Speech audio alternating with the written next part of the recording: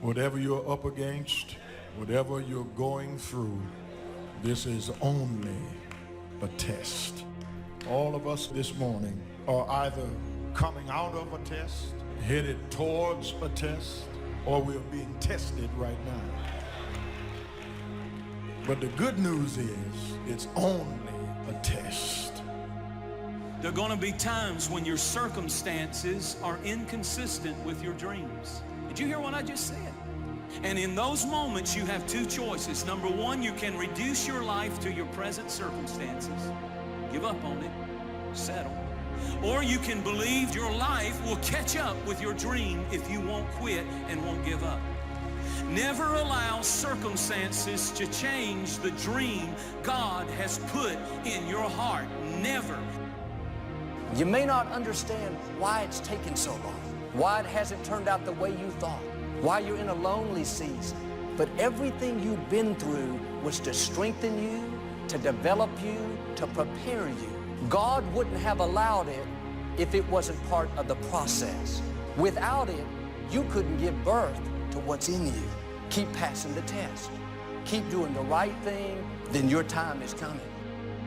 You must prepare for success, even if there is no indication of it. You must prepare for success, even if you have become accustomed to failure. You must prepare for success. Take the time to prepare and prepare hard. Listen to me. You have been given an opportunity. You have been given an opportunity of a lifetime. And if you think you're going to blow up, if you think you're going to get to the next level by luck, you got another thing coming. You're not going to go through life and get everything you want all the time. And you need to learn to be happy anyway. Need to trust God. If that's what God wants you to get, then He'll get it to you. And if it's not coming to you right now, then just be a happy camper anyway. Time is short. What is your life? It's even a vapor that appeareth for a little time and then vanisheth away. Now this is what you got to do. Identify your gift and get busy with it. God gave all of you a gift. Identify your gift. It is the thing that you do the absolute best with the least amount of effort. That's your gift. Get busy at that. If it's teaching, if it's sharing, He put that gift inside of you. He didn't hide it under a rock or put it under the mountain or put it on the mountain somewhere. He put the gift in you. That's how you become successful. Identify your God-given gift, what He gave you at birth, and get busy with it. By not being prepared, you make the choice of getting caught in some of life's unpleasant circumstances, failures, personal losses. By not being prepared, it's your choice. Now here's the other side of it. By being prepared, you increase your chances of success. Some people tend to blame others for their mistakes. Concentrate on the work at hand and demand of yourself the discipline to stay focused. If you have a long list of things to get done within a day, do the toughest ones while your concentration is at its peak. Learn your body's rhythms and do the jobs that need the most concentration when you're able to do them best. Use your discipline to keep your mind in line. When you recognize the need to concentrate more, when you recognize this need, it will come easier and easier. Focused concentration can become a habit. Make your mind pay attention. Discipline yourself to be where you are. Work at work and play at play. Don't mix the two. Now some of you that said, you know what? I'm taking a chance on me. I'm going to build something for me. This is the entrepreneur's economy. And I'm going to create something where I can be my own boss, as the millennials say. Don't give up on that. Don't give up on your vision for yourself. Hold that vision tenaciously. Through all the frustrations, through all the failures, I built my business on rejections. On who do you think you are? I know there's something in you. I know there's something about you. And there's something in you saying, I want more. I want more. I want to be happier. I want more financial freedom. I want to do more than where I am right now. I want to fall in love again. You never know. This might be the day. When you look at Over 33 million people have lost their job. This is unprecedented. There's trauma that's going on all across the country. It affects all of us.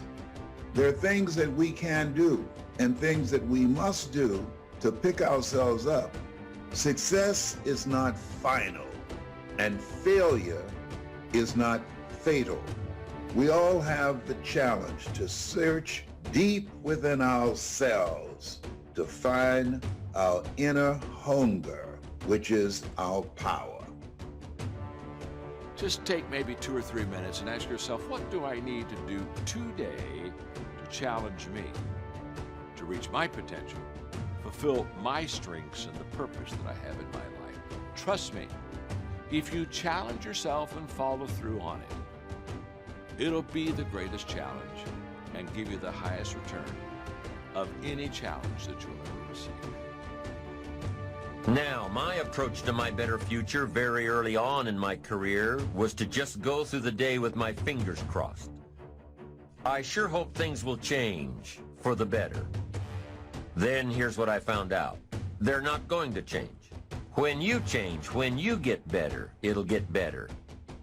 Don't put it on someone else. Hope that someone else will change it for you. Take responsibility for yourself. You can't change the circumstances or the seasons or the wind. You can change whether or not you go for the skills, multiply your value by 2, 3, 5, 10. That you've got charge of. That you have control of. You don't have control of the constellations. Learn some new skills. You have control over that. And if you don't, that's your fault. You've got to take personal responsibility. You've got to be self-reliant. Nobody else can change your life, alter your ambitions, pave a golden road for you. It's up to you. Be responsible for yourself. Learn to reap the harvest without complaint. Take full responsibility for everything you do. Be responsible to yourself. It's your crop. I think there's a different level for you. I think there's a different level for you to get obsessed, crazy, laser focused. I say all the time, our obsessions become our possessions, but we won't possess them if we're not truly obsessed. When you're laser obsessed focused, your obsession distracts you from what you're currently doing, not the other way around. You're not really obsessed with it if you're easily distracted from it. This is so important. You right now can test whether it's your obsession. If you take yourself and you put yourself in a new environment, new genes turn on in your nervous system. They encode for new proteins.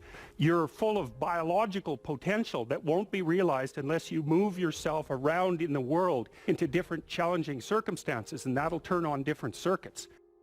It's that by exposing yourself to different environments, you put different physiological demands on yourself all the way down to the genetic level, and that manifests new elements of you. Because you take yourself out of your dopey little village, and that's just the little bounded you that everyone knows and that isn't very expanded. And then you go somewhere dark and dangerous, and while you do that, you have adventures and they toughen you and pull more out of you, partly because you're becoming informed. When you look at your life and start asking yourself a question, what does my life look like right now? What does my life look like, right? Does it look like something I want to be in? What does my life look? Ask yourself that. What does your life look like? And what's the benefit of holding on? What's the benefit of being afraid? What's the benefit of not trusting yourself? What's the benefit of staying right where you are, a place that you don't like to be? What's the benefit? All right? Don't let no's intimidate you. Don't let not know where to start intimidate you. Leap anyway. Do what you know, not what you feel. See, I knew in my heart that I could do more, but I felt in my mind that I didn't have what it took. But I felt in my heart I could do more. That's the character test. It's like, what do you do with messages of error? And that's a tricky issue. Okay, so here's a solution to that. Here's what not to do.